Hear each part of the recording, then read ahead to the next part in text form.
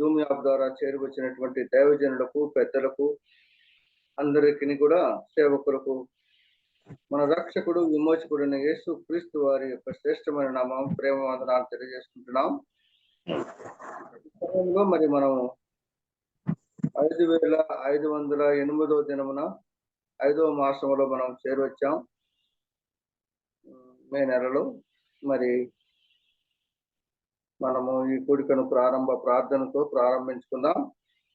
మన మధ్యలో ఉన్నటువంటి పెద్దలు కర్నూలు నుంచి ప్రభుదాస్ గారు ఉన్నారు. వారు ప్రారంభ ప్రార్థన చేస్తారు. అన్న ప్రభుదాస్, వందనాలన్నా.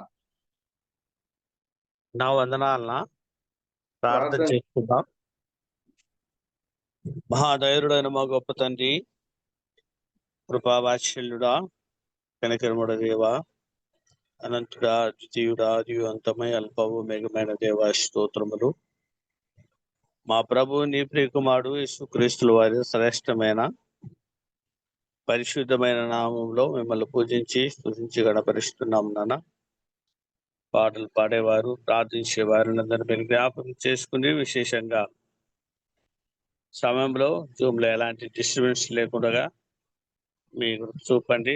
చక్కటి సమయాన్ని అనుగ్రహించమని ప్రార్థిస్తున్నాం. మరొకసారి తల్లి చేరువచ్చడానికి బిడ్డలందరూ బట్టి స్తోత్రం చెల్లిస్తూ నడిపిస్తున్న ఇజ్రాయేలును జ్ఞాపకం చేసుకుని మీ తల్లి తలంపులతో మీ ఆలోచనతో నడిపించి మిమ్మల్ని మీరు మయపరుచుకోమని చక్కటి సమయాన్ని అనుగ్రహించి తండ్రి మాతో ఉండమని అడిగి ఉంచిన కంటే అత్యధిక దయచి మా విమోచకుడు యేసుక్రీస్తు నామమున ప్రార్థించి వేడుకుంటున్నాం మా పరమ తండ్రి. ఆమేన్. వందనాలన్నా. ఈ సమయంలో మనము పాట పాడుకుందాం. మరి ముత్యాల మోజేస్ అన్న మన మధ్యలో ఉన్నారు. వారు పాట పాడి వినిపిస్తారు. మోజేస్ అన్న,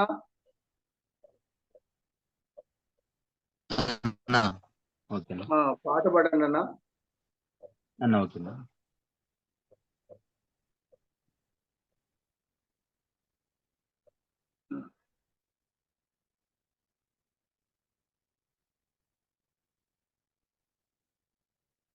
మన పాటల పుస్తకం నుంచి 21వ పాట, పాడదని దేవాన్ని కృపలను నూతన గీతంలను మన పాట పాడుకుందాం.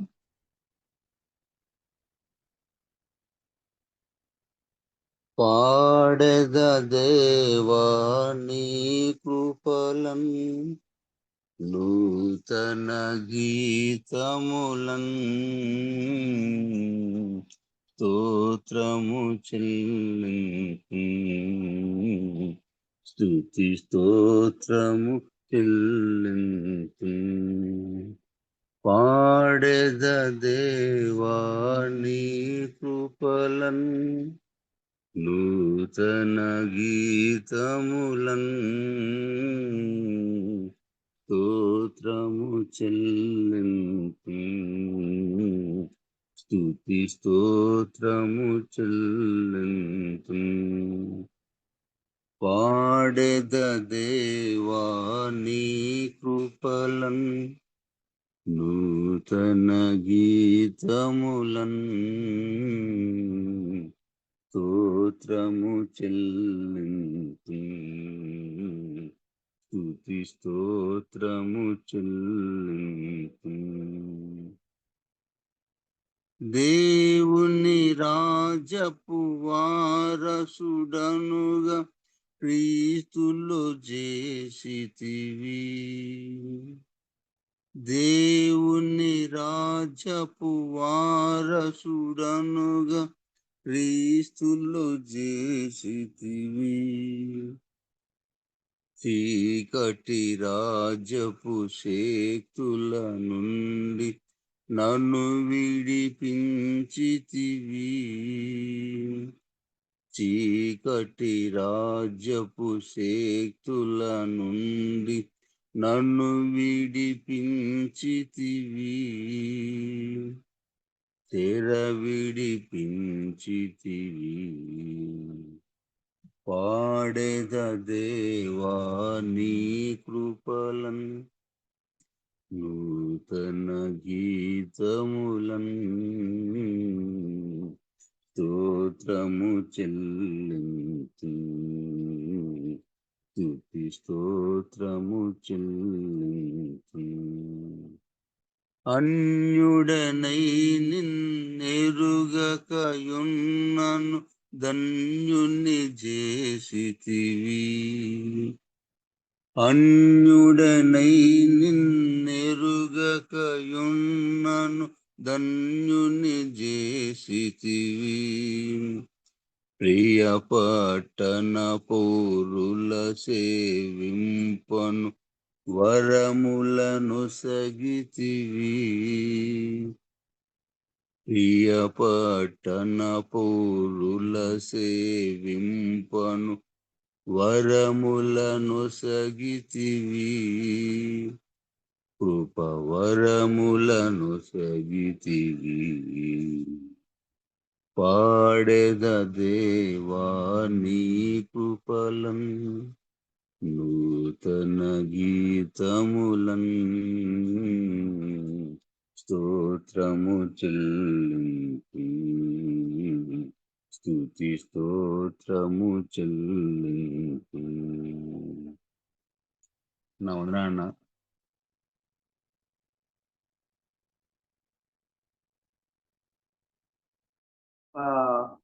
చక్కటి పాట పాడి వినిపించినటువంటి ముత్యాల మోజేష్ అన్నకు కూడా మార్నింగ్ కాన్ఫరెన్స్ ద్వారా ప్రత్యేక వందనాలు తెలియజేస్తున్నాం. మరి ఈ చక్కటి సమయానికి మనం వచ్చాం. ఎస్ చిరంజీవి గారు మనకు స్వాభావికంగా వాక్యాన్ని అందిస్తారు కాకినాడ నుండి. మరి దానికంటే ముందుగా మనము ప్రార్థన చేసుకుని ముందుకు సాగుదాం. ఎస్ శివారెడ్డి గారు, శివారెడ్డి అన్న ప్రార్థన చేస్తారు ఎర్రగుంట నుండి. శివారెడ్డి అన్న వందనాలు. వందనాలన్నా. ప్రార్థన చేయండి అన్న వాక్యం నిమిత్తం. కృపా సత్య సంపూర్ణమైన మా ప్రియ పరలోకపు తండ్రి, మహోన్నతుడైన దేవ, సర్వాధికారి అయిన మా తండ్రి, నీకు స్తోత్రములు స్తోత్రాలునైనా. మహాగణుడవు, మహోన్నతుడవు, పరిశుద్ధుడవు, నిత్య నివాసివి నైనా నీకు స్తోత్రములు స్తోత్రాలు చెల్లించుకుంటున్నాం. ఇదిగో నా తండ్రి, మరి గడిచిన కాలం అంతటిలో నీ కృపాక్షములు మా వెంట ఉంచి గత రాత్రి అంతా మా తండ్రి చక్కని నిద్ర విశ్రాంతి ఇచ్చి వేకోజామునే నైనా తండ్రి ఇలాగున జూమ్లో పరిశుద్ధులతో కలుసుకొని నేనా ప్రభువా నీ నామాన్ని స్తుతించటానికి, నిన్ను ఘనపరచటానికి నేనా మరి మా ప్రభువా నీ మాటలు తండ్రి మేము వినడానికి తండ్రి నీవు ఇచ్చిన ఈ సదావకాశం కొరకు నీకు స్తోత్రములు స్తోత్రాలు చెల్లించుకుంటున్నాం ప్రభువా.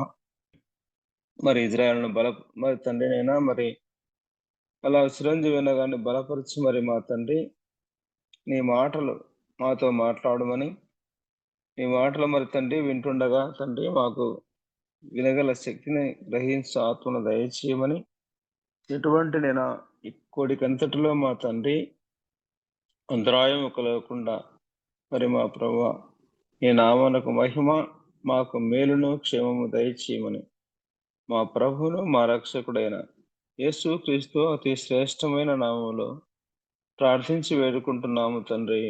ఆమేన్.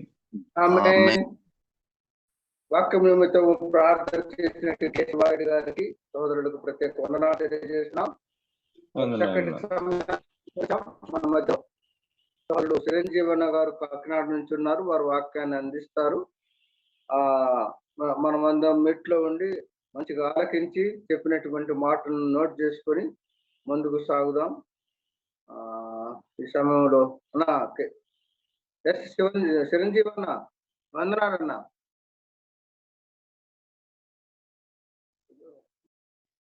వందనాలన్నా.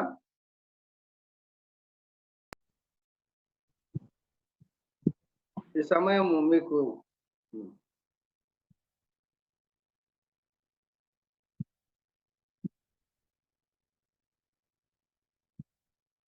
ప్రభువును రక్షకుడైన యేసుక్రీస్తు నామంలో చేరువచ్చిన దేవుని పిల్లలందరికీ నా హృదయపూర్వక వందనాలు తెలియజేస్తున్నానండి.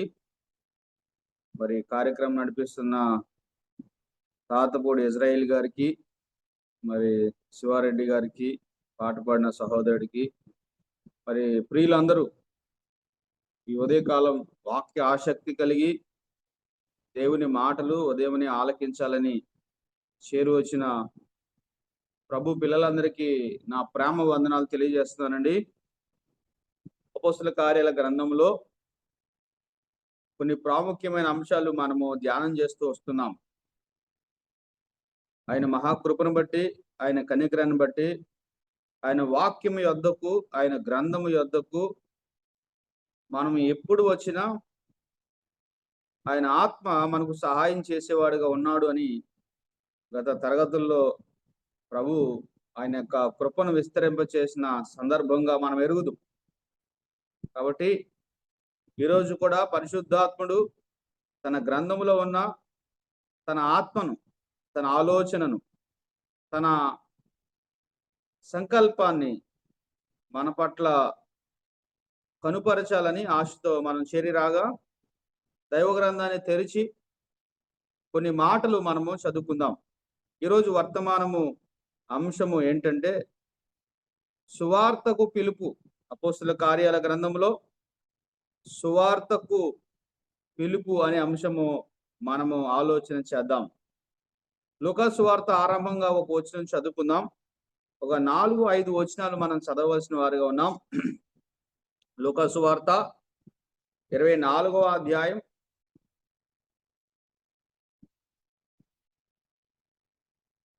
45 నుంచి 48 వరకు ఉన్న వచన భాగాన్ని ఆరంభంగా నేను చదువుతున్నాను. ఒకసారి మీరు మీ మనసును కేంద్రీకరించాలని ఆశపడుతున్నాను. అప్పుడు వారు లేఖనములు గ్రహించినట్లుగా ఆయన వారి మనసును తెరిచి, క్రీస్తు శ్రమపడి 3వ దినమున మృతుల్లో నుండి లేచుననియు, యెరూషలేము మొదలుకొని సమస్త జనములలో ఆయన పేరట మారు మనసు పాప క్షమాపణయు ప్రకటింపబడిననియు వ్రాయబడి ఉన్నది. ఈ సంగతులకు మీరే సాక్షులు. ఇందులో ఒక మాట మీరు జ్ఞాపకం చేసుకోవాలి. క్రీస్తు శ్రమపడి 3వ దినమున మృతుల్లో నుండి లేచిననియు,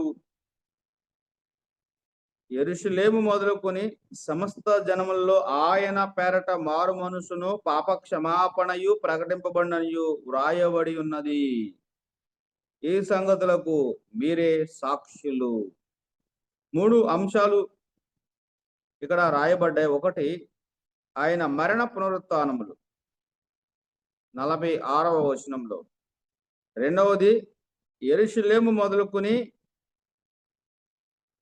సమస్త జనములలో ఆయన సువార్త ప్రకటన రెండవది. మూడవది, మీరే దానికి సాక్షులు అన్న మాటలు ప్రభువు ప్రవచనాత్మకంగా చెప్పారు. ఇప్పుడు అపోస్తల కార్యాల గ్రంథానికి వద్దాం. తర్వాత ఈ వచనాల్ని క్షమించండి. తర్వాత ఈ వచనాల్ని మనం చదువుకుందాం. అపోస్తల కార్యాల గ్రంథం 2వ అధ్యాయం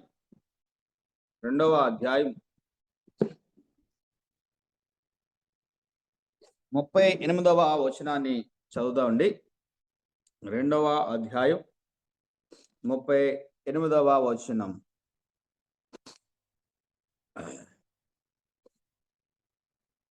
పేతురు, మీరు మారు మనసు పొంది పాప క్షమాపణ నిమిత్తం ప్రతి వాడును యేసు క్రీస్తు నామమున బాప్తిసం పొందుడి, అప్పుడు మీరు పరిశుద్ధాత్మను వరమును పొందుదురు. అపోస్తల కార్యాల గ్రంథం 3వ అధ్యాయం 19వ వచనం చూద్దాం. ఆ పక్క పేజీలోనే ఉంది 19వ వచనం. ప్రభువు సముఖము నుండి విశ్రాంతి కాలములు వచ్చినట్లు 11వ అధ్యాయం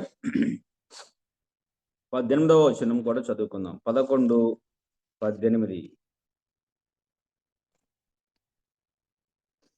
వారు ఈ మాటలు విని మరేమీ అడ్డం చెప్పక, అట్లయితే అన్యజనులకు దేవుడు జీవార్థమైన మారు మనసు దయచేసి ఉన్నాడని చెప్పుకొనుచు దేవుని మహిమపరిచిరి.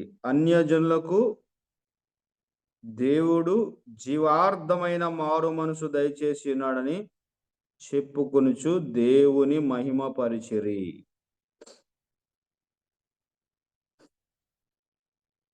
17వ అధ్యాయం 13వ వచనం. 17వ అధ్యాయం 13వ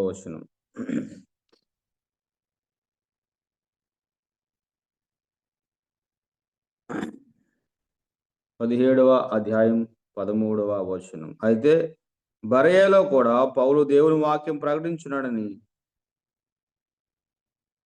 తెస్సలోనికలో ఉండు యూదులు తెలుసుకుని అక్కడికి వచ్చి జనసమూహములను రేపి కలవరపరిచిరి. తెస్సలోనికలో కూడా దేవుని వాక్యము ప్రకటించుచున్న పౌలు 20వ అధ్యాయం 21వ వచనం. మరియు ప్రయోజనకరమైనది ఏదియో దాచుకొనక బహిరంగముగాను ఇంటింటను మీకు తెలియజేయుచు బోధించుచు దేవుని ఎదుట మారు మనసు పొంది మన ప్రభు అయిన యేసు క్రీస్తునందు విశ్వాసం ఉంచవలని యూదులకును గ్రీసు దేశస్థులకును ఎలాగూ సాక్ష్యమిచ్చుటను ఇదంతయు మీకు తెలియను. దేవుని ఎదుట మారు మనసు పొందవలసిన యూదులు గ్రీసు దేశస్థులు. చివరిగా 26వ అధ్యాయం 20వ వచనం. 26వ అధ్యాయం 20వ వచనం. మొదట దమస్కులోని వారికిని యెరూషలేములోను యూదయ దేశమందంతటను తరువాత అన్యజనులకును వారు మారు మనసు పొంది దేవుని తట్టు తిరిగి మారు మనసునకు తగిన క్రియలు చేయవలని ప్రకటించుచుంటిని.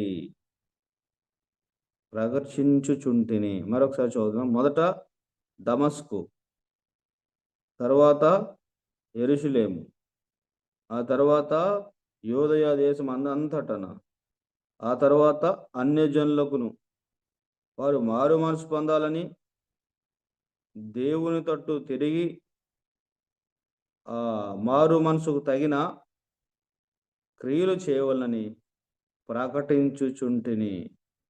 దేవుడి మాటలు మన కొరకు దీవించును గాక. అద్భుతమైన దేవుని లేఖనాలు మనం చదువుకున్నాం. యేసు ప్రభు ఆయన తిరిగి లేచిన తర్వాత శిష్యులతో చెప్పిన మాట మనం గమనించాం లూకా సువార్తలో. అప్పటికి అపోస్తుల కార్యాల గ్రంథం 26వ అధ్యాయం 20వ వచనం జరగలేదు. ఆయన శిష్యులకి ఏమని చెప్పాడు? చాలా స్పష్టంగా 3 మాటలు చెప్పాడు అక్కడ. మనం ఇందాకే ఆ 3 మాటలు ఒక్కసారి అలాగా చూసాం. మరొకసారి అక్కడి నుంచి మన ధ్యానాన్ని ఆరంభిద్దాం. తిరిగి లేచిన ప్రభు, పునరుత్థానుడైన ప్రభు తన ప్రణాళికను అపోస్తులకు తెలియచేస్తున్నాడు. ముందు వారికి లేఖనాలు గ్రహించే మనసు ఇచ్చాడు. అది మనం 45వ వచనంలో చూసాం. వారి సువార్తను ప్రపంచం అంతటికి తీసుకుని వెళ్ళాలంటే లేఖనాల్లో గుప్తమై ఉన్న క్రీస్తు ప్రభువుని వారు ఎరగాలి. వారు ఏ మెస్సయ్య కొరకు ఎదురు చూశారో, పూర్వీకులు అబ్రహాము, ఇస్సాకు, యాకోబు అనే పితరులు ఏ ప్రభువు కొరకు వారు ఎదురు చూశారో, మోషే ధర్మశాస్త్రం అంతా ఏ ప్రభువుని సూచిస్తుందో ఆ ప్రభువు వారి ఎదుట వచ్చి ఆయన సమాధి చేయబడి 3వ దినాన తిరిగి లేచాడన్న సంగతి వారు గ్రహించడానికి ముందు వారికి లేఖన జ్ఞానము దేవుడు అనుగ్రహించాడు. అద్భుతమైన సంగతి. ఇశ్రాయేలీల్లో చాలా మంది ఈయన మెస్సయ్య అన్న సంగతి గ్రహించలేకపోగా శిష్యులు గ్రహించడానికి దేవుడు సహాయం చేశాడు. యేసు ప్రభుని నమ్ముకోవడం అనేది ఒక అద్భుతమైన సంగతి అండి. ఎంత అద్భుతమైన సంగతో తెలుసా? ప్రభువు ఏం చెప్పాడంటే, నన్ను గురించి ప్రజలేమనుకొనుచున్నారు అని మత్తయి సువార్త 16వ అధ్యాయంలో అడిగితే, కొంతమంది చాలా ఆన్సర్స్ ఆయనకి చెప్పారు 16వ అధ్యాయంలో. మత్తయి సువార్త 16వ అధ్యాయంలో నన్ను గురించి ప్రజలేమనుకుంటున్నారు అని అడిగాడు 13వ వచనంలో. 16, 13లో వారేమని చెప్పారు? కొందరు బాప్తిస్మిచ్చు యోహాను అనియు, కొందరు ఏలియా అనియు 14వ వచనంలో 16వ అధ్యాయం మత్తయి సువార్తలో, ఇర్మియా అనియు లేక ప్రవక్తల్లో ఒకడనియు చెప్పుకొనుచున్నారని ఆయనకు ఉత్తరం ఇచ్చారు. మరొక ప్రశ్న ఆయన అడిగాడు. అందుకు ఆయన మీరైతే నేను ఎవడనని చెప్పుకొనుచున్నారని వారిని అడిగాను. అందుకు సీమోను పేతురు, నీవు సజీవుడువగు దేవుని కుమారుడైన క్రీస్తు అని చెప్పాను. 17వ వచనం యేసు ప్రభు ప్రతిస్పందన చూడండి. అందుకు యేసు, సీమోను బెరయోనా, నీవు ధన్యుడవు అన్నాడు. నీవు ధన్యుడవు. సామాన్యమైన మాట కాదండి. ఆ తర్వాత ఏం చెప్పాడు? పరలోకమందున్న నా తండ్రి ఈ సంగతి నీకు బయలుపరిస్తేనే కానీ నరులు నీకు బయలుపరచలేదు అని చెప్పాడు. అంటే ఒక వ్యక్తి మారు మనసు పొందాలి అని అంటే ఇది మానవాతీతమైన కార్యము, మన హృదయములో జరిగే ఒక గంభీరమైన కార్యం. మనం ధన్యులం. ఎంత ధన్యులం అంటే రక్త మాంసములో ఎవరు మనకి దీన్ని చెప్పలేరు, చెప్పినా మనకు అర్థం కాదు. మానసికంగా నీకు అర్థం అవ్వచ్చేమో కానీ అంతరంగంలో ఆ మార్పు కలగదు. తిరిగి జన్మించడం, రెండవ జన్మ అనుభవంలోనికి రావడము పరిశుద్ధాత్మ ద్వారా జరిగే ఒక గంభీరమైన కార్యం. మరి ఆ ప్రణాళికలోనికి నీవు నేను వచ్చామంటే ఆనాడు శిష్యులకు లేఖనాలు గ్రహించే మనసు దేవుడు ఎలాగిచ్చాడో, ఆ లేఖనాల్లో ఉన్న ప్రభువుని గుర్తించే మనసు ఎలాగిచ్చాడో ఈరోజు నీకు నాకు అలా ఇచ్చాడు. ఈ ధన్యత ఇప్పుడు నీకు అర్థం కాకపోవచ్చు. అందుకే ప్రవక్త అపోస్తుడు చెప్పాడు, చెప్పనాసక్యమును మహిమాయుక్తమైన వరము అని చెప్పాడు. అది చెప్పడానికి, వివరించడానికి, వర్ణించడానికి, ప్రకటించడానికి వీలు కాని వరము ప్రభువైన యేసుక్రీస్తు. లోకానికి వెర్రితనం. కానీ ఈ రక్షణ అనేది, ఈ విమోచన అనేది నీకు నాకు దేవుని శక్తి. కాబట్టి శిష్యులకు మొట్టమొదట ఈ సువార్త ప్రకటించడానికి దేవుడు చేసిన ఒక ఘనమైన కార్యం ఏంటంటే వారు మనసులను తెరిచాడు. దేని గురించి? లేఖనములు గ్రహించినట్లుగా ఆయన వారి మనసులను తెరిచెను అన్న మాట రాయబడింది. తెరిచిన వెంటనే ఎవరు కనబడ్డాడు? 46వ వచనం చూడండి.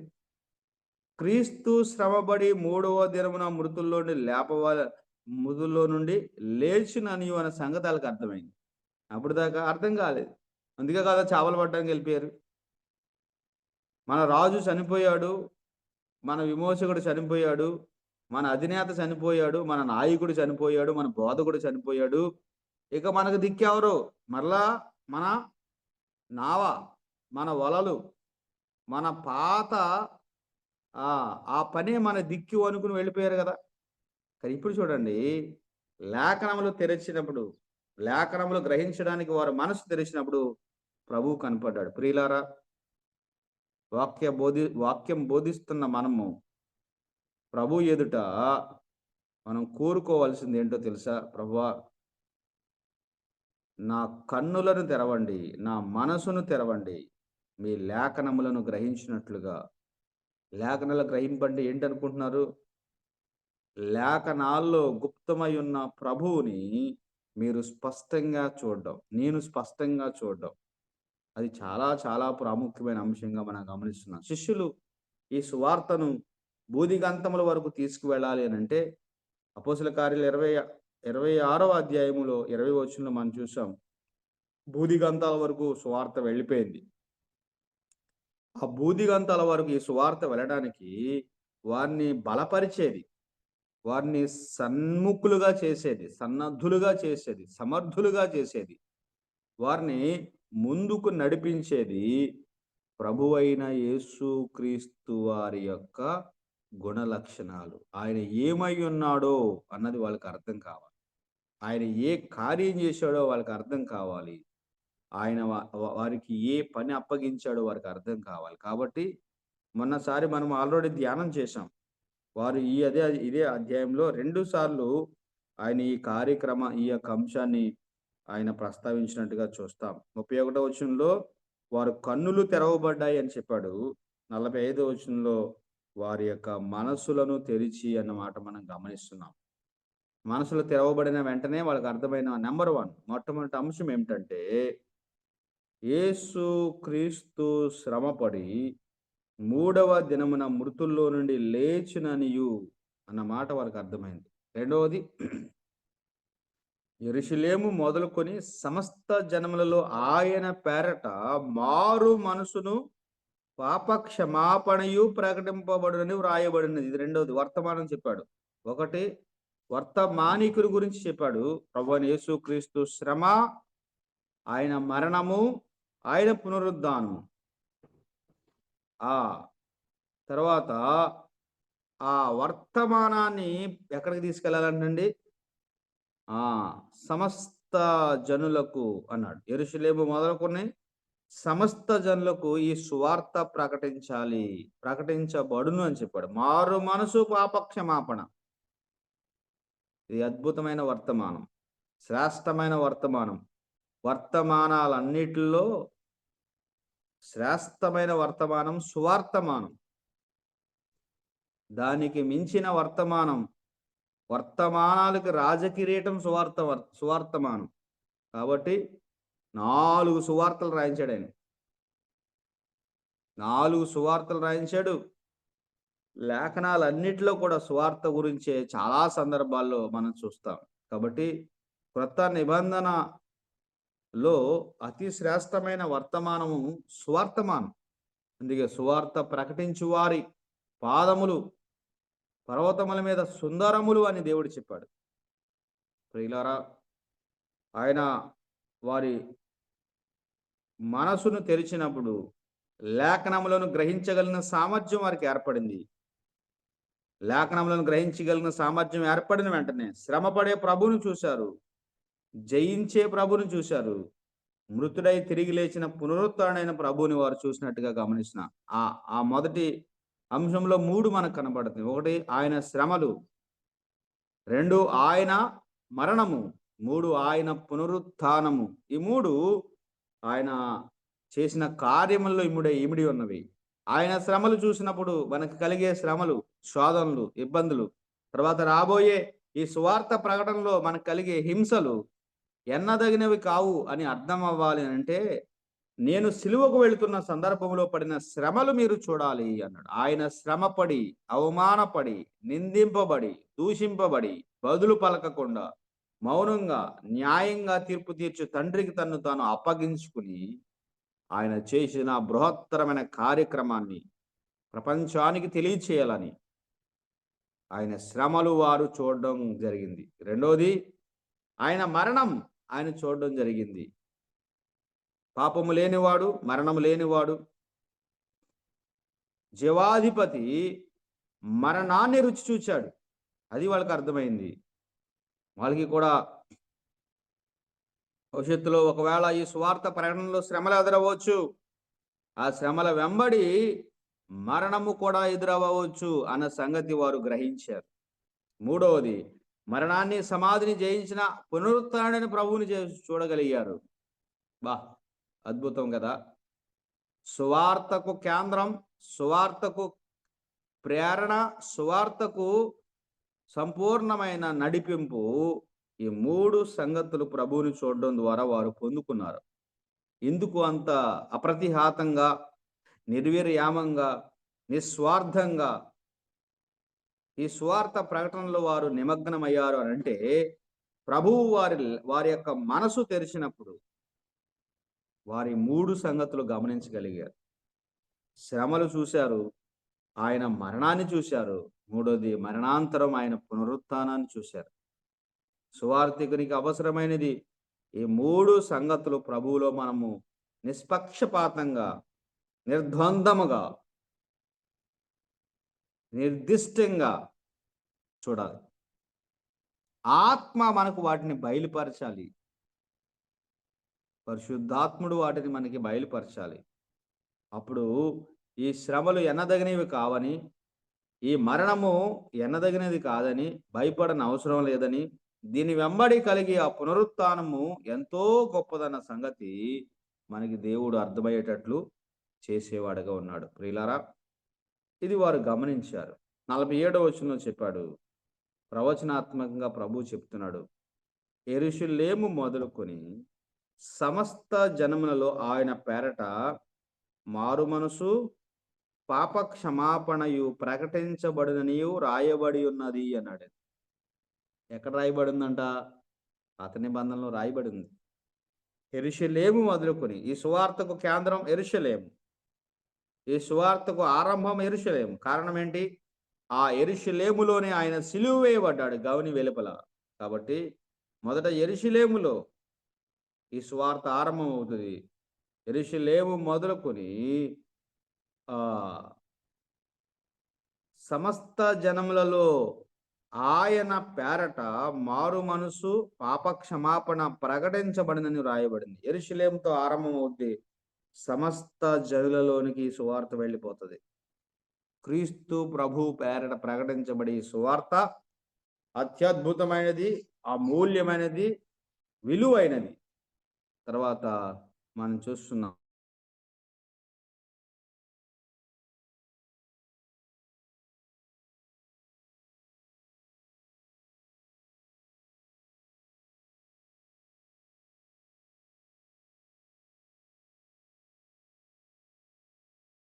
పేతురుకే ఇచ్చాడు. కాబట్టి ఆరంభంలో ఎవరికి సువార్త ప్రకటించబడింది? చూడండి, మనం చూస్తున్నాం కదా, 3వ అధ్యాయం 2వ అధ్యాయంలో కూడా మనం మాటలు చూస్తాం. 3వ అధ్యాయం 19వ వచనం, 2వ అధ్యాయం 38వ వచనం చూద్దామా ఒకసారి. ఆరంభంగా 2:38 ఫస్ట్ సువార్త ఆరంభం మనం చూస్తున్నాం. పేతురు, మీరు మారు మనసు పొంది పాప క్షమాపణ నిమిత్తం ప్రతి వాడును యేసు క్రీస్తు నామమున బాప్తిసం పొందుడి, అప్పుడు మీరు పరిశుద్ధాత్మను వరమును పొందుదురు.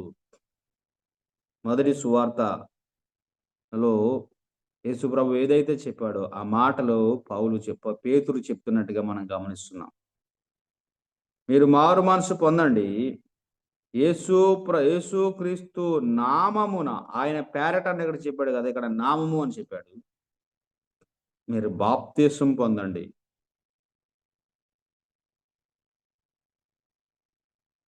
మారు మనసు పొందండి, పాప క్షమాపణ పొందండి, బాప్తిస్మం పొందండి, పరిశుద్ధాత్మ వరమును పొందండి అని చెప్పాడు. 4 పొందాలని చెప్పాడు. 1, మారు మనసు పొందండి, పాప క్షమాపణ పొందండి, బాప్తిస్మం పొందండి, పరిశుద్ధాత్మ అనే వరాన్ని పొందండి. ఈ 4 ఉంటాయండి సువార్తలో. రక్షించబడిన వాని యొక్క జీవితంలో 4 జరుగుతాయి, 1 కాదు. 1, మారు మనసు పొందుతాడు, అంటే తిరిగి వస్తాడు వెనక్కి. 2, అతనికి పాప క్షమాపణ కలిగిద్ది. 3, అతడు బాప్తిసం పొందుతాడు. 4, అక్కడ రాయబడిన మాట శ్రేష్టమైనది, పరిశుద్ధాత్ముడు అనే వరము అతడు పొందుతాడు. సరే, ఎంత ధన్యమైన సంగతి!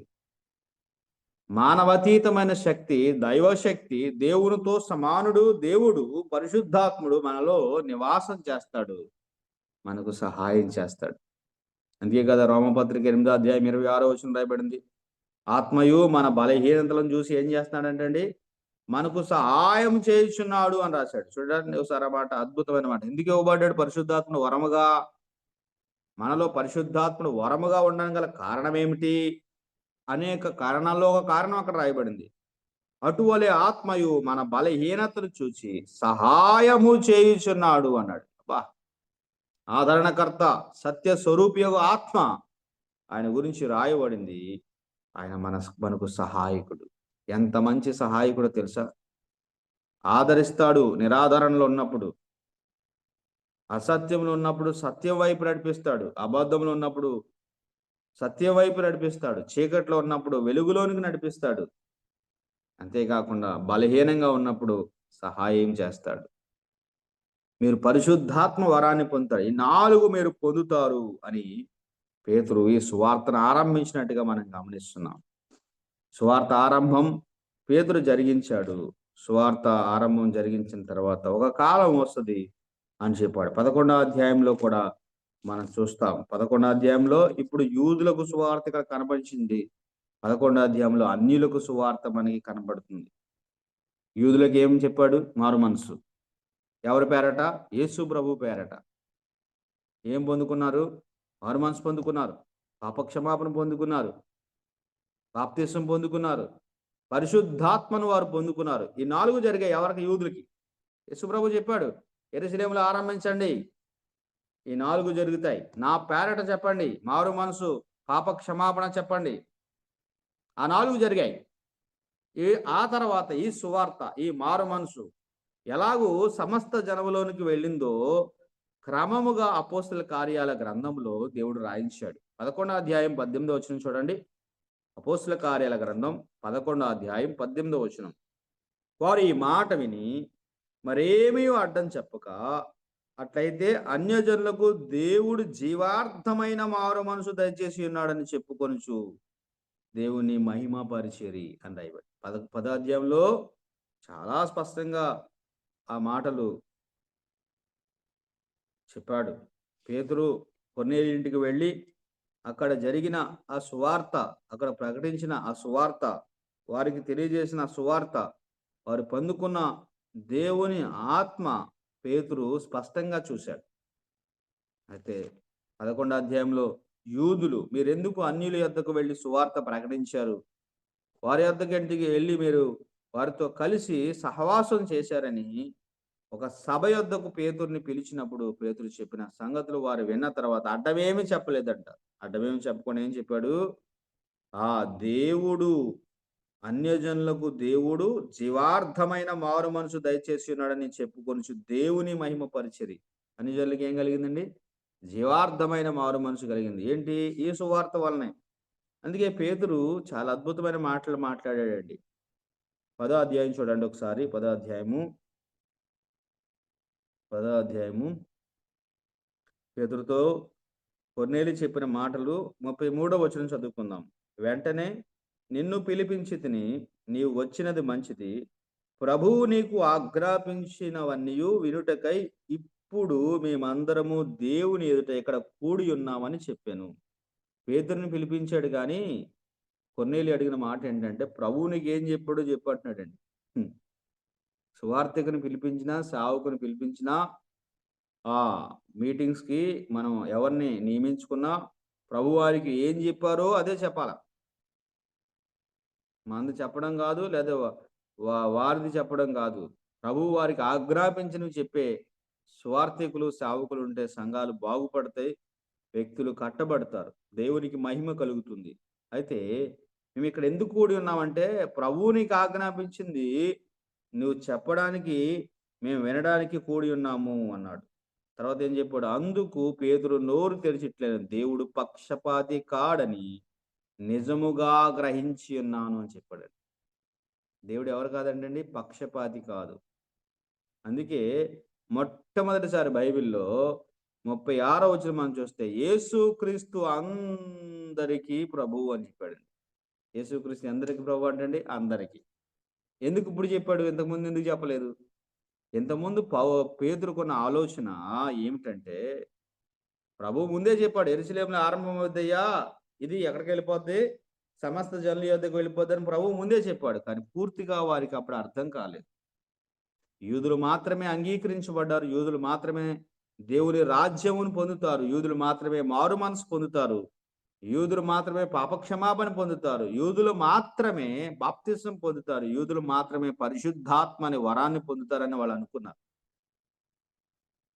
కొర్నేలి చెప్పిన సంగతులన్నీ పేతురు విన్న తర్వాత ఆ దేవుడు పక్షపాతి కాదు, అంతేకాకుండా ఆయన ఏం చేస్తాడు, మారు మనసు ఇస్తాడు, పాప క్షమాపణ ఇస్తాడు, అన్యులకు కూడా ఇస్తాడన్న సంగతి అర్థమయ్యి యేసుక్రీస్తు అందరికీ ప్రభు అని స్టేట్మెంట్ చేశాడనమాట. ఆయన కొందరికి కాదు, ఒక జాతికి కాదు, ఒక రాష్ట్రానికి కాదు, ఒక దేశానికి కాదు, ఒక ప్రాంతానికి కాదు, ఆయన అందరికీ ప్రభువు అన్న సంగతి ఎవరికి అర్థమైంది? పేతురుకి అర్థమైంది. అప్పటికీ మిగతా వారికి అర్థం కాలేదు. అందువల్ల 11వ అధ్యాయంలో పిలిచి పేతురుని అడిగినప్పుడు పేతురు చెప్పిన మాట ఏంటంటే, నేను అడ్డము చెప్పడానికి ఎవరని అని చెప్పాడండి. ప్రభు మాటకు అడ్డం చెప్పడానికి నేను ఎవరిని అని చెప్పి, ఇది నా వల్ల జరిగినది కాదు అన్న సంగతి పేతురు వారందరికీ ఈ మాటలు వివరించిన తర్వాత వారు కూడా దేవుడు అన్యజనులకు జీవార్థమైన మారు మనసు దయచేసి ఉన్నాడని చెప్పుకొని దేవుణ్ణి మహిమపరిచిరి అన్నమాట మనకి అర్థమవుతుంది. అందుకే 11వ అధ్యాయం నుంచి 13వ అధ్యాయం నుంచి పౌలు యొక్క సువార్త ఆరంభమైనట్టుగా మనం గమనిస్తున్నాం. 17వ వచనం చూడండి. 17వ అధ్యాయంలో 13వ వచనంలో మనం గమనిస్తాం. 17వ అధ్యాయంలో 13వ వచనం, ఇక్కడ పౌలు అన్యజనులకు చెప్తున్న సువార్త మనం గమనిస్తున్నాం. బెరయాలో చెప్పాడు, వారు అక్కడికి వచ్చారు. ఏథెన్స్లో చెప్పాడు, వారు అక్కడికి వచ్చారు. ఈ విధంగా పౌలు సువార్తను తీసుకువెళ్ళటం ప్రారంభించాడు. 30వ వచనం చూడండి. 30వ వచనం, 17వ అధ్యాయం 30వ వచనం, అజ్ఞాన కాలమందు దేవుడు చూడనట్టుగా ఉండెను, ఇప్పుడైతే అంతటను అందరును మారు మనసు పొందవలని మనుషులకు ఆజ్ఞాపించుచున్నాడు అని చెప్పాడు. అద్భుతమైన మాట చెప్పేశాడు. ఇంకా అందరికీ అంతటా మారు మనసు యెరూషలేములో ఆరంభమైంది, యోదయలోనికి వచ్చింది, సమరయలోనికి వచ్చింది, ఇప్పుడు అంతటా అందరికీ మారు మనసు అన్న సువార్త వెళ్ళిపోతుంది. 8వ అధ్యాయంలో సమరయల్లో ఈ సువార్త ప్రకటించబడింది. 2వ అధ్యాయంలో యూదులకు ఈ సువార్త ప్రకటించబడింది. ఇప్పుడు 17వ అధ్యాయంకి వచ్చే సమయానికి అందరూ అంతటను మారు మనసు పొందాలనే సువార్త ప్రపంచవ్యాప్తంగా వెళ్ళిపోతున్నట్టుగా మనం గమనిస్తున్నాం. 20వ అధ్యాయం 21వ వచనం మనం చూస్తే, 20వ అధ్యాయం 21వ వచనంలో ఎఫెసీ పట్టణంలో పౌలు చెప్పే మాట మనం గమనిస్తున్నాం. 20వ అధ్యాయం 21వ వచనంలో దేవుని ఎదుట మారు మనసు పొంది మన ప్రభువైన యేసుక్రీస్తునందు విశ్వాసం ఉంచవలనని యూదులకును గ్రీసు దేశస్థులకును ఎలాగూ సాక్ష్యం ఇచ్చి ఉంటున్నాయి, ఇదంతా మీకు తెలియదని చెప్పాడు. యూదులకు గ్రీసు దేశస్థులకు కలిపి చెప్తున్నాడు పౌలు. 17వ అధ్యాయంలో అందరికీ అంతటా మారు మనసు అని చెప్పాడు. 20వ అధ్యాయంలో యూదులేమి గ్రీసు దేశస్థులేమి తేడా లేదు, అందరికీ ఒకటే సువార్త, అందరికీ ఒకటే వర్తమానం, సువార్తమానం ప్రభువుని గురించి చెప్పడం ప్రారంభించాడు. 26వ అధ్యాయంలో ఈ సువార్త ముగింపు మనం గమనిస్తున్నాం. ఈ సువార్త ముగింపు అపోస్తల కార్యాల గ్రంథం 26వ అధ్యాయం సువార్త భూదిగంతం వరకు చేరిపోయింది. భూదిగంతం వరకు చేరిపోయిన తర్వాత ఈ సువార్త ముగుస్తున్నట్టుగా మనం గమనిస్తున్నాం. చూడండి, 26వ అధ్యాయం 20వ వచనం, మొదట దమస్కులోని వారికి పౌలు చెప్పిన సువార్త క్రమాన్ని మీరు చూడండి. దమస్కులో చెప్పాను, అక్కడే నేను మారు మనసు పొందాను. దమస్కు లోనికి వెళుతున్నప్పుడు మధ్యాహ్న కాలమందు సూర్యప్రకాశమానం కంటే మిక్కిలి ప్రకాశమానమైన వెలుగు నా చుట్టూ ప్రకాశించెను. నేను గుర్రం మించి కింద పడిపోయాను. ఆ వెలుగులోంచి ఒక స్వరము నాతో మాట్లాడటం నేను విన్నాను. సౌలా సౌలా, నీ వేళ నన్ను హింసించున్నావని ఒక స్వరము నాకు వినబడెను. అప్పుడు నీవెవడవు ప్రభువా అని అడిగినప్పుడు, నీవు హింసించున్న యేసును అని ఆయన చెప్పాడు. అననీయ వచ్చి నా కొరకు ప్రార్థన చేశాడు. నా కళ్ళలో ఉన్న పొరలు రాలిపోయాయి. ప్రభువుని లేఖనాల్లో ఉన్న గ్రంథంలో ఉన్న ప్రభువుని నేను చూడగలిగాను. ఆ దమస్కులోనే సువార్త ఆరంభించాను అని చెప్పాడు. పౌలు సువార్త ఆరంభం మనం చూస్తున్నాం. అద్భుతంగా సువార్త ఆరంభించాడు. తర్వాత యెరూషలేములోకి వెళ్ళాడు. అక్కడ సువార్త ఆయన ప్రకటించాడు. అటు తర్వాత చూడండి, యోదయ దేశం అంతటను తరువాత అన్యజనులకును వారు మారు మనసు పొంది దేవుని తట్టు తిరిగి మారు మనసుకు తగిన క్రియలు చేయవలని ప్రకటించి వచ్చింది. ఇక్కడ రెండోది తెలియజేస్తున్నాడు అనమాట. ఒకటి, మారు మనసు పొందాలి. మారు మనసు పొందడం అంటే అర్థం చెప్తున్నాడు, దేవుని వైపు తిరగాలి అని చెప్పాడు. మారు మనసు అంటే అర్థం ఏంటి? దేవుని వైపు తిరగడం. లోకం వైపు, పాపం వైపు, శరీరం వైపు, శరీర కార్యాల వైపు, భోగేచ్ఛల వైపు, శరీరేచ్ఛల వైపు, డంబం, మహం, గర్వం, అతిశయం, వీటన్నిటి నుండి నువ్వు తిరగాలి, దేవుని వైపు తిరగాలి అన్న సువార్త చెప్పాడు. దానికి తగిన క్రియలు మీరు చేయాలి అనే సువార్త దమస్కు నుంచి సమస్త జనముల యొద్దకు ఈ సువార్తను పౌలు తీసుకెళ్ళటం జరిగింది. చివరిగా మీరు చూడండి, ఈ సువార్త ఎక్కడికి వెళ్ళిపోయింది? ఈ సువార్త ఎక్కడికి వెళ్ళిపోయింది? 28వ అధ్యాయం 28వ వచనం. కాబట్టి దేవుని వలనైన ఈ రక్షణ అన్యజనుల యొద్దకు పంపబడి ఉన్నదని మీరు తెలుసుకుందురు, వారు విందురు. 30వ వచనం.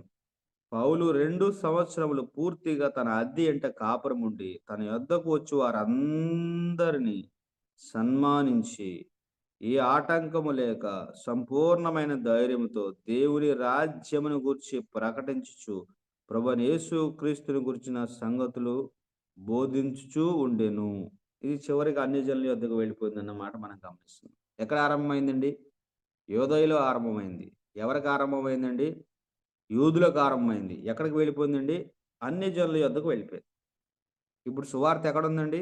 యెరూషలేములో లేదు, అన్యజనుల యొద్దకు వచ్చింది. ఇప్పుడు అన్యజనులు వద్దంటున్నారు. భారతదేశంలో ఇక అనేక దేశాల్లో అన్యజనులు మాకు ఈ దేవుడు వద్దు, మాకు ఈ యొక్క ప్రభు వద్దు, మాకు ఈ రక్షణ వద్దు, మాకు ఈ సిలువ వద్దు, మాకు ఈ యొక్క సువార్త వద్దు అంటున్నారు. మళ్ళీ ఎక్కడికి వెళ్ళిపోద్ది? మళ్ళీ యోదయలోనికి వెళ్ళిపోద్ది. అదే రోమాపత్రిక 11వ అధ్యాయము సారాంశం. ఒలీవ చెట్టును ఆయన విరిచేశాడు, అడవి ఒలీవ చెట్టుని దానికి ఏం చేశాడండి? అంటు కట్టాడు. మీరు గర్వించక భయపడండి అని చెప్పాడు. అయితే గర్విస్తే ఒలీవ చెట్టు, ఆ సహజమైన ఒలీవ చెట్టుకి అడవి ఒలీవ చెట్టుని అంటుకట్టగలిగిన సామర్థ్యం కలిగిన దేవుడు సహజమైన చెట్టుని మరలా పెరగ చేయగలడు కదా, మరలా దాన్ని వ్యాపింప చేయగలడు కదా, నిన్ను కూడా ఎరిచివేయగలడు కదా అని సెలవిచ్చాడు. ఇప్పుడు యూదులు కాలము సంపూర్ణమైనప్పుడు, సువార్త కాలము సంపూర్ణమైనప్పుడు ఇది మూయబడుతుంది. అప్పుడు మరలా యూదులకు అవకాశం ఇవ్వబడుతుంది, సంఘం ఎత్తబడే అవకాశం ఉన్నది. ప్రియులారా, ఆనాడే భూదిగంతముల వరకు సువార్త వెళ్ళిపోయింది. నేటి వరకు ఆ సువార్త వ్యాపిస్తూ వస్తుంది, అనేక మందిని వెలిగిస్తూ వస్తుంది. అనేక మంది ఆయన శ్రమలు చూడగలుగుతున్నారు, అనేక మంది ఆయన మరణాన్ని చూడగలుగుతున్నారు, ఆ మరణములో ఉన్న ఆ వేదన చూడగలుగుతున్నారు, తర్వాత ఆయన విజయాన్ని చూడగలుగుతున్న పునరుత్థానాన్ని మనం కూడా అది చూడగలిగాము. సువార్త 4 సువార్తల్లో సువార్త ఆవిష్కరణ కనబడుతుంది. సువార్త ఆవిష్కరణ. అపోస్తుల కార్యాల్లో సువార్త వ్యాపకం కనబడుతుంది. రోమపత్రికలో సువార్త వివరణ కనబడుతుంది. అన్ని పత్రికల్లో సువార్త ప్రభావము, రుజువులు కనబడుతున్నాయి. ప్రకటన గ్రంథంలో సువార్త ముగింపు కనబడుతుంది. మరలా చెప్తున్నాను, 4 సువార్తల్లో సువార్తను ఆవిష్కరించాడు ప్రభు. అపోస్తుల కార్యాల్లో సువార్తను వ్యాపింపజేశాడు ప్రభు. రోమపత్రికలో సువార్తను వివరించాడు ప్రభు. పత్రికలన్నిటిలో సువార్త ప్రభావము, రుజువులు కనబడ్డాయి. ప్రకటన గ్రంథంలో సువార్త ముగింపు మనం చూస్తున్నట్టుగా మనం గమనిస్తున్నాం. సువార్తకు సిద్ధపాటు అపోస్తుల కార్యాల్లో మనకు కనబడుతుంది. వాళ్ళు ప్రార్థన చేసి సిద్ధపడ్డారు. అపోస్తల కార్యాల గ్రంథం 1వ అధ్యాయం 14-15 వచనంలో ఏం కనబడుతుంది? వారు ప్రార్థన చేయడానికి మేడగదిలో కూడుకున్నారు. 10 దినాలు సువార్త ఆరంభానికి వాళ్ళు ఎలా ఎలా సిద్ధపడుతున్నారండి? వారు ప్రార్థన చేస్తున్నారండి. 14వ వచనం మనం చూస్తే అక్కడ ఒక 120 మంది ఉన్నారు. ఏక మనసుతో స్త్రీ పురుషులు వారు ప్రార్థన చేస్తున్నారు అన్నమాట. సువార్తకు సిద్ధపాటు ప్రార్థన. యెరూషలేములో సువార్త ఆరంభం. 10వ అధ్యాయంలో అన్యులకు సువార్త ఆరంభం. కొర్నేలి ఏం చేస్తున్నాడు? ప్రార్థన చేస్తున్నాడు. పేతురు ఏం చేస్తున్నాడు? ప్రార్థన చేస్తున్నాడు. ఎక్కడ? మేడగదిలో పైన ప్రార్థన చేస్తున్నాడు. అన్యులు సువార్తలోనికి రావడానికి ప్రార్థన సిద్ధపాటు, యూదులు సువార్తలోకి రావడానికి ప్రార్థన సిద్ధపాటు. మరి ఇప్పుడు సువార్త వ్యాపకానికి సిద్ధపాటు ప్రాముఖ్యమైనది ఏంటండి? లేఖనాల సిద్ధపాటు మంచిదే, దాంతోపాటు ముఖ్యమైనది ప్రార్థన సిద్ధపాటు మనము కలిగిన వారుగా ఉండాలి. చూడండి, అపోస్తల కార్యాల గ్రంథం 10వ అధ్యాయంలో ఒక అద్భుతమైన సంగతి మనం గమనిస్తాం. 10వ అధ్యాయము 9వ వచనంలో పౌలు అక్కడ ప్రయాణమైపోయి పట్టణంకు సమీపించినప్పుడు పగలించుకుంటూ 12 గంటలకు పేతురు ప్రార్థన చేయుటకు మిద్దె మీదకి ఎక్కాను. సువార్త ప్రకటిస్తున్న సేవకులు సమయమును కళ్ళబొల్లి మాటలకు, వ్యర్థమైన మాటలకు ఉపయోగించకుండా జంటలుగా ప్రార్థన చేసేవారు. ఇంతకుముందు దేవుని సువార్త ప్రకటించడానికి వచ్చిన సేవకులు ఆ మంచాల దగ్గర జంటలుగా మోకరించి ప్రార్థించిన దృశ్యాలు మేము గమనించేవాళ్ళం. ఇప్పుడు దినాల్లో కరువైపోతుందని మనం గమనిస్తున్నాం. ప్రార్థనలో సమయం గడపడం, ప్రార్థనలో ప్రభు సహాయం కొరకు మనల్ని మనం అప్పగించుకోవడం ఎప్పుడు అవసరమై ఉన్నదాన్ని మనం గమనించాలి. ఇక్కడ పేతురు ప్రార్థన చేస్తుంటే పేతురికి ఏం కనబడింది అంటే 12వ వచనంలో ఏం కనబడింది? అందులో భూమి మీద యందుండు సకల విధములైన చతుష్పాద జంతువులు ఉన్నాయి, ప్రాకు పురుగులు ఉన్నాయి, ఆకాశ పక్షులు ఉన్నాయి. పేతురికి 3 కనబడ్డాయి. చతుష్పాద జంతువులు ఉన్నాయి, పాకే పురుగులు ఉన్నాయి, ఆకాశ పక్షులు ఉన్నాయి. తీసుకుని తినమని చెప్తున్నాడు. ఇక్కడ పేతురికి దింపబడిన ఆ 4 చెంగుల బట్ట ఎక్కడ నోవాహు ఓడలో ఉన్న ఆ దృశ్యము చాలా సమానంగా కనబడుతుంది. చూడండి, నోవాహు ఆదికాండము 6వ అధ్యాయంలో నోవాహు కనిపించిన దృశ్యం మనం 18వ వచనం మనం గమనిస్తాం. చూడండి, అయితే నీతో నా నిబంధన స్థిరపరచుదును, నీతో కూడా నీ కుమారులను, నీ భార్యను, నీ కోడలను వాడిలో ప్రవేశింపవలను మరి అని చెప్పాడు. 20వ వచనం చూడండి, 8 మంది నీవు వాటిని బ్రతికించి ఉంచుకున్నటకై వాటి జాతుల ప్రకారము పక్షులు, వాటి జాతుల ప్రకారము జంతువులు, వాటి జాతుల ప్రకారము నేలను ప్రాకు వాటన్నిటినీ అని చెప్పాడు. ఏం దొరికాయండి ఇక్కడ? అక్కడ రాగానే ఇక్కడ కూడా ఏమున్నాయి? జంతువులు అంటే చతుష్పాద జంతువులు, తర్వాత పక్షులు, పాకు పురుగులు. మరి వాడెవరు? ప్రభువైన యేసుక్రీస్తు సాదృశ్యంగా వాడ కనబడుతుంది. ఆ 8 మంది ఎవరు? యోధా జాతికి సాదృశ్యంగా కనబడుతున్నారు ఆ 8 మంది. మరి మిగిలిన వారు ఎవరు? ఈ జంతువులు, పురుగులు, పక్షులు, చతుష్పాద జంతువులు, ఆకాశ పక్షులు, పురుగులు ఎవరు? అన్యులు. ఆ నీళ్ళేంటి? దేవుని తీర్పు. ఈ దృశ్యం పేతురికి ప్రవచనాత్మకంగా లేకపోతే ఒక దర్శన రూపంలో ఇవ్వబడింది. అన్యులు, చతుష్పాద జంతువులు లాంటి వారు, పురుగులు లాంటి వారు, ఆకాశ పక్షులు లాంటి వారు, నువ్వు నీతో పాటు ఉంచుకోవాలి వాళ్ళని అని చెప్పాడు. ఆ ప్రభువైన యేసుక్రీస్తు అనే వాడలోనికి, ఆ రక్షణ వాడలోనికి, ఆ భయంకరమైన జల తీర్పు నుండి తప్పించబడ్డానికి ఆ దృశ్యాన్ని మనం గమనిస్తున్నట్టుగా మనం చూస్తున్నాం. చూడండి, యూదులకు సువార్త 2వ అధ్యాయం 3వ అధ్యాయం అపోస్తల కార్యాల్లో ఒక 4 సంగతులు తొందరగానే చెప్పి నేను ముగిస్తాను. యూదులకు సువార్త ఎలా ప్రకటించబడింది?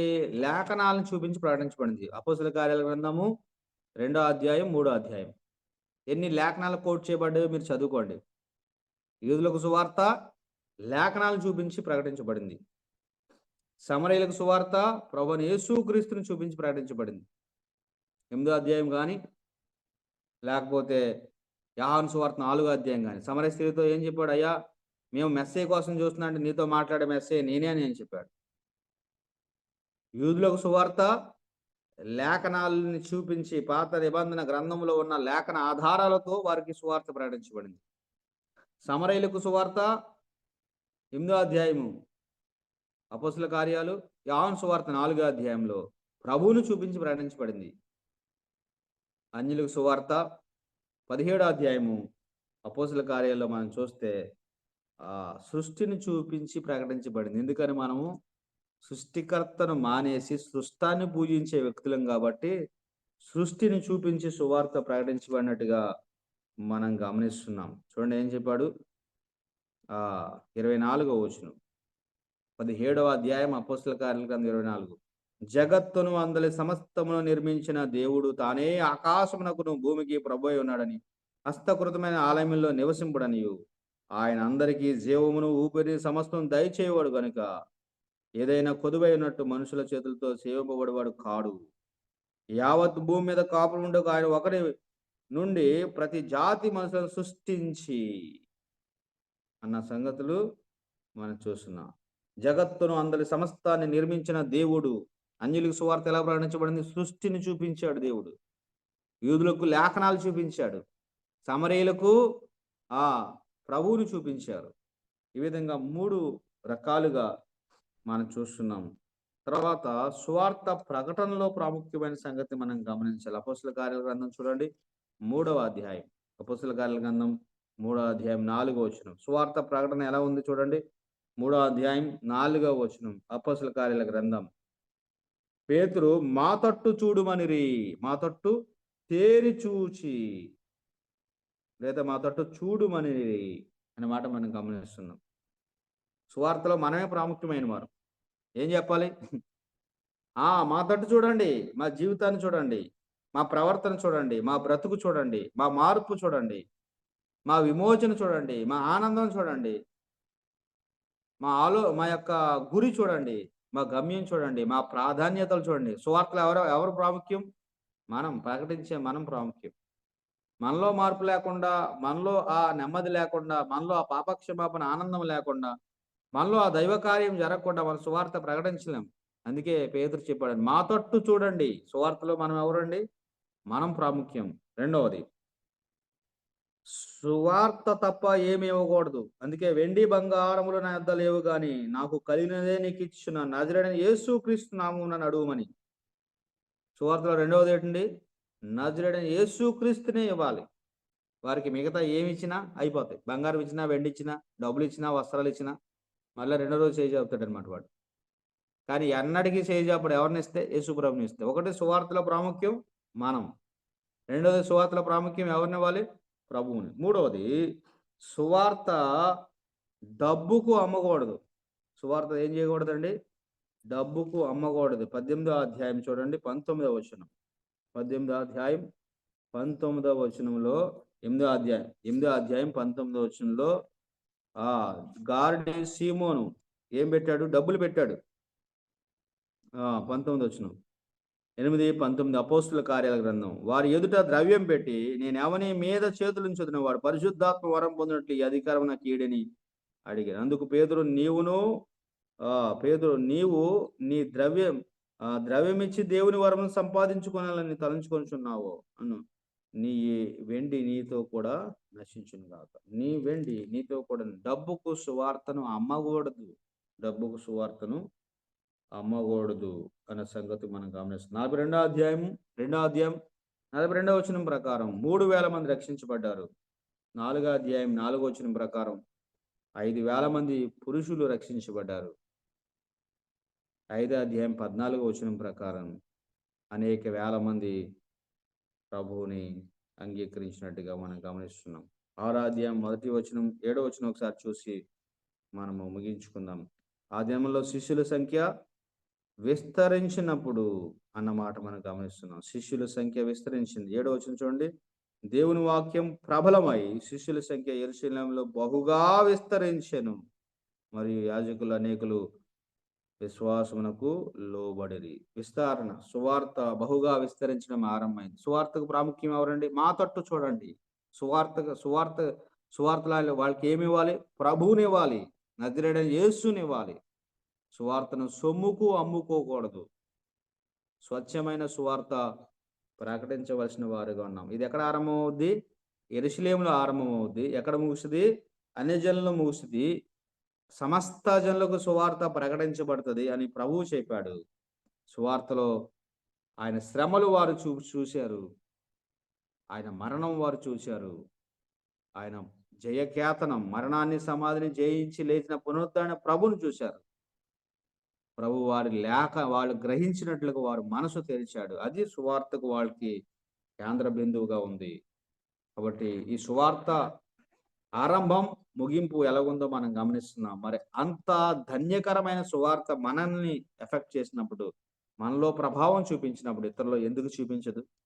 కాబట్టి ఈ దైవ కార్యంలో మన పాలు ఉండేటట్లుగా, నా మట్టుగా అయితే బ్రతుకుడ క్రీస్తు అని, అయ్యో నేను సువార్త ప్రకటించకపోయినాడు నాకు శ్రమ అని, నేను రుణస్థుడినని, నేను సిద్ధంగా ఉన్నానని పౌలు రోమపత్రికలో చెప్పినట్టుగా దీని బాధ్యత మనం వహించవలసిన వారిగా ఉన్నాం. దేవుడి మాటలు మనకును, మన కుటుంబాలకును, మన సంఘాలకును ఆశీర్వాదకరంగా దీవించునుగా. క్షమించండి, ఒక 5 నిమిషాలు ఎక్కువైంది. అందరికీ వందనాలు. లేఖనాల ప్రకారంగా మనకు మంచిగా వివరించిన చిరంజీవన్న గారికి ప్రత్యేక వందనాలు తెలియజేస్తున్నాం. మన మధ్యలో ఉన్నటువంటి మరి మల్లెపోగు పేతురు గారు ఈ వాక్యమును ఫలించులాగున మన కొరకు ప్రార్థన చేస్తారు. పేతురు అయ్యా, వందనాలయ్యా.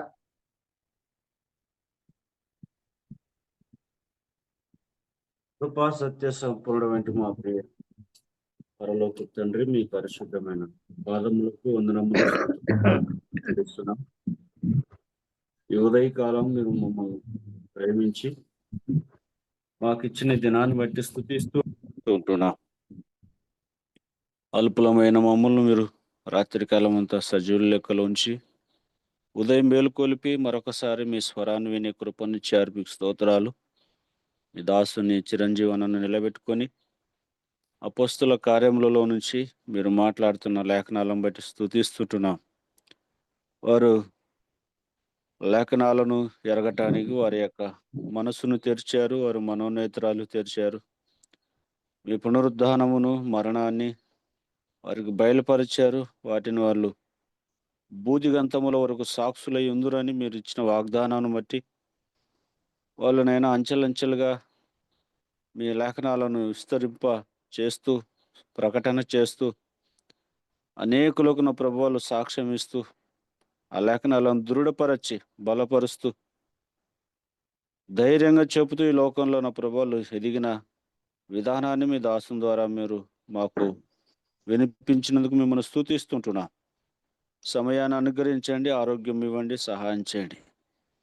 అలాగే వింటున్న మేమందరం కూడా అందులో ఉన్న యొక్క సత్యాలను గ్రహించి తెలుసుకొని ఇతరులకు ప్రయోజనకరంగా మీ నామానికి మహిమకరంగా జీవించటానికి కృప చూపించమని, సహాయం చేయమని ఈ మనవులు మా ప్రభువును, మా రక్షకుడు, మా విమోచకుడునైనా యేసుక్రీస్తు పరిశుద్ధమైన నామమున ప్రార్థిస్తుంటున్నాను తండ్రి. ఆమేన్. ప్రార్థన చేసినటువంటి పేతురు గారికి వందనాలు తెలియజేస్తున్నాం. వందనాలు. కార్యక్రమంలో మొదటిగా ప్రారంభ ప్రార్థన చేసినటువంటి ప్రభుదాస్ అన్నకును, చక్కటి పాట పాడి వినిపించిన ముత్యాల మోజేస్ అన్నకును, వాక్యం నిమిత్తం ప్రార్థన చేసినటువంటి కె శివారెడ్డి అన్నకును, అలాగే చక్కటి వర్తమానము సువార్తను గురించి అందించినటువంటి దైవజనుడు చిరంజీవి అన్న గారికి, అలాగే ఈ వాక్యమును ఫలించు నిమిత్తం ప్రార్థన చేసినటువంటి మల్లెపోగు పేతురు గారికి, మరి మార్నింగ్ కాన్ఫరెన్స్ తరపు నుంచి అందరికి ప్రత్యేక వందనాలు తెలియజేస్తున్నాం. ఈ దినమున నాకు అధ్యక్షతను అనుగ్రహించి కార్యక్రమాన్ని జరిపించడానికి ఇచ్చినటువంటి దైవజనులు ఓడి చెరువు నుండి బర్నబాస్ గారికి కూడా వందనాలు తెలియజేస్తూ ఈ సమయాన్ని వారికి అప్పజెబుతున్నాం. వారు